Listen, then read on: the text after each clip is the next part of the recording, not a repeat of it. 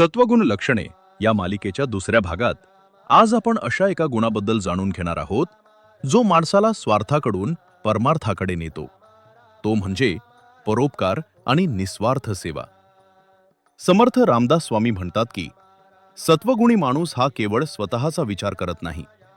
आपल्याकडे असलेल्या ज्ञानाचा, संपत्तीचा आणि शक्तीचा उपयोग तो इतरांच्या कल्याणासाठी करतो.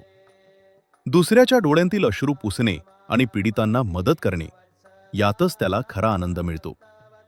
जे जे आपणासी ठावे ते ते इतरांशी शिकवावे या उक्तीप्रमाणे तो समाजाला सन्मार्गावर नेण्यासाठी झटत असतो. सत्वगुणाचे दुसरे महत्त्वाचे लक्षण म्हणजे अभिमान रहित कृत्य. सत्वगुणी माणूस जेव्हा एखादे चांगले काम करतो तेव्हा तो त्याचा गाजावाजा करत नाही. मी हे केले असा अहंकार त्याच्या मनाला कधीही शिवत नाही. तो आपले कर्तव्य ही ईश्वराची सेवा समजून निमूटपणे पार पाडतो. ज्याच्या मनात जनसेवा हीच जनार्दन सेवा ही भावना रुजलेली असते तोच खरा सत्वगुणी होय.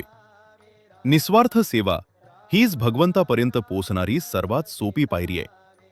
जर आपण आपल्या जीवनात थोडे जरी परोपकारी बनू शकलो तर आपल्या आयुष्यात सत्वगुणाचा सुगंध दरवळू लागेल.